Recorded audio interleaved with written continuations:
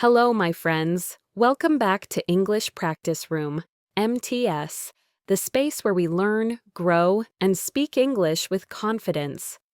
I'm Emily, and today we're going to talk about a topic that every English learner faces at some point: fear. Yes, the fear of speaking, the fear of being judged, the fear of making mistakes.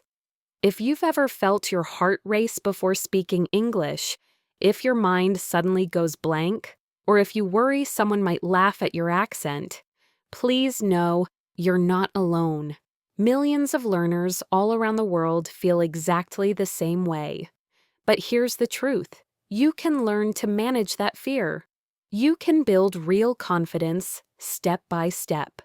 So, take a deep breath, relax your shoulders, and let's begin this journey together. Understanding fear. Fear is a natural feeling. It's your brain's way of protecting you from what it sees as danger, even when the danger is just speaking a second language. Maybe you've thought things like, what if I say the wrong word? What if I forget what to say halfway through? What if they don't understand me? These thoughts create a wall inside your mind. You want to speak, but something inside whispers, don't. Stay quiet. Let's be honest, that inner voice can be powerful. But remember, it's not telling the truth. It's just trying to keep you safe. Fear often comes from experience. Maybe once someone corrected your grammar and you felt embarrassed. Or maybe you compared yourself to someone who spoke better and decided, I'll never be that good. But here's something important to understand. Fear does not mean you are weak. It means you care. You care about how you sound. You care about communication. You care about connection. That's actually a beautiful thing. It shows you're serious about learning. Our job is not to erase fear completely. Our job is to learn how to speak even when we feel afraid. Fear and confidence. So let's talk about confidence. Confidence is not something you are born with. It's something you build. Think of it like a bridge. Every time you try, every time you speak, every time you take a small step, you add another plank to your bridge. The more planks you add, the stronger it becomes. And yes, sometimes one plank breaks, you make a mistake, you forget a word, but that's fine. You just keep building. Confidence doesn't mean you stop being nervous. It means you speak despite the nerves. It's the quiet belief that says, I can do this. Let's repeat that together. I can do this. Repeat. I am learning every day. Repeat. Good. That's what confidence sounds like. Calm and certain, not loud or perfect. Where fear comes from. Let's look deeper at why so many people feel afraid to speak. Usually there are three main reasons. Reason 1, fear of mistakes. You think, what if my grammar is wrong? What if I use the wrong tense? But guess what? Every speaker makes mistakes. Even native speakers. Imagine someone learning your native language. Would you laugh at them? Probably not. You'd be proud that they're trying. So, give yourself the same kindness. Reason 2, fear of judgment. You might worry that others will think your accent sounds strange. But accents are not wrong. They are beautiful. They tell your story. Where you come from, how far you've traveled, and what languages live in your heart. Reason 3, fear of not being understood. Maybe you've had that moment when someone said, sorry? Could you repeat that? And suddenly your confidence disappeared. That's okay. It happens to everyone, even teachers and public speakers. It's not a failure, it's a chance to rephrase and try again. The moment you stop seeing these experiences as failures, fear loses its power. Turning fear into energy. Here's a secret. fear and excitement feel almost the same in your body. Your heart beats faster. Your hands feel warm. The difference is how you label it. Next time you feel nervous, tell yourself, "This is not fear. This is energy. This means I'm ready." It may sound small, but that mindset shift changes everything. Every great speaker, every confident person started exactly where you are now, nervous, unsure, and trying. When you face fear, you're not weak, you're growing. You're stepping out of your comfort zone and into your learning zone. So, when that nervous feeling appears, smile a little.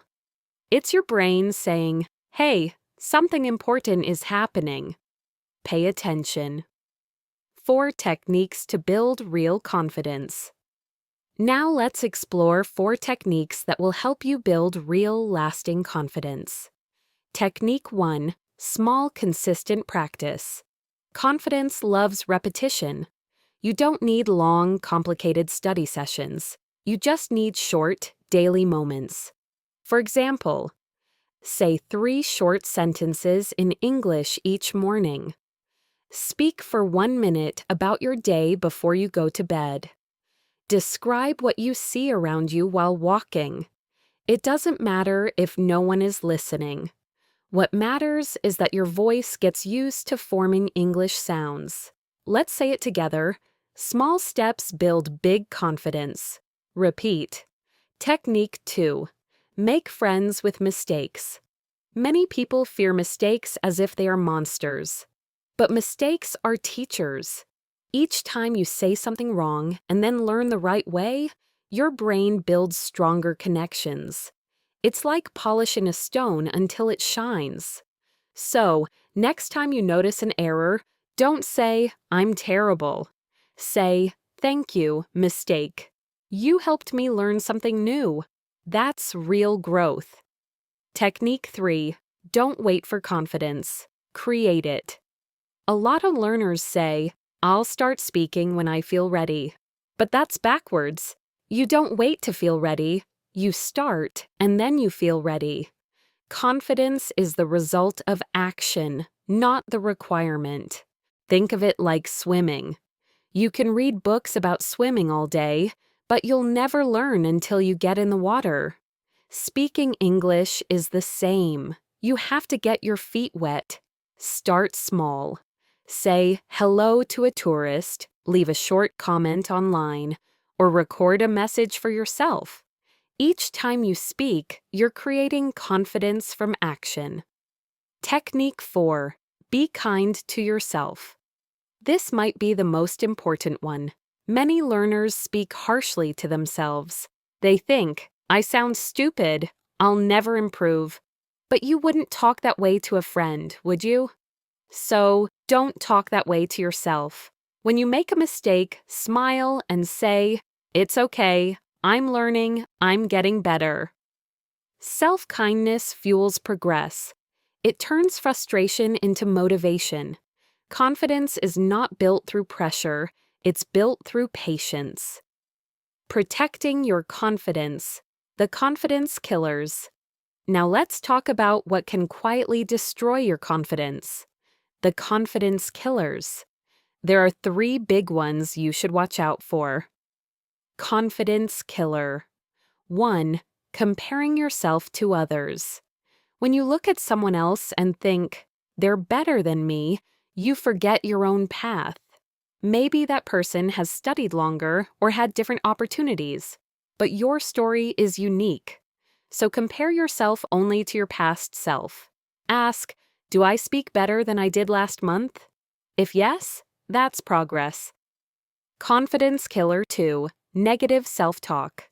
This is that inner critic saying, "You can't do this." When you hear that voice, don't argue. Simply replace it. Say instead, "I'm improving every day." Repeat. "I'm proud of how far I've come." Repeat. Positive words grow confidence like sunlight grows plants. Confidence killer. 3. Staying too safe. Some learners only speak English in class or with teachers. They never use it outside.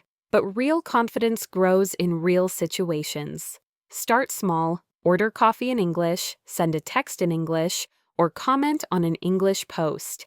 It doesn't have to be perfect. Every small attempt expands your comfort zone. So, my friend, here's the truth. Fear is normal. Everyone feels it. But courage is when you speak anyway. Confidence is built one word, one sentence, one moment at a time. Be proud of yourself for every effort you make.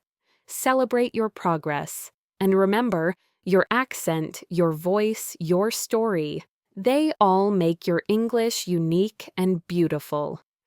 Thank you for joining me today on English Practice Room, MTS. If this episode helped you, don't forget to follow and subscribe so you can keep learning with me every week. And before we end, let's say this together. I can speak English with confidence. Repeat. I believe in myself. Repeat. That's your power.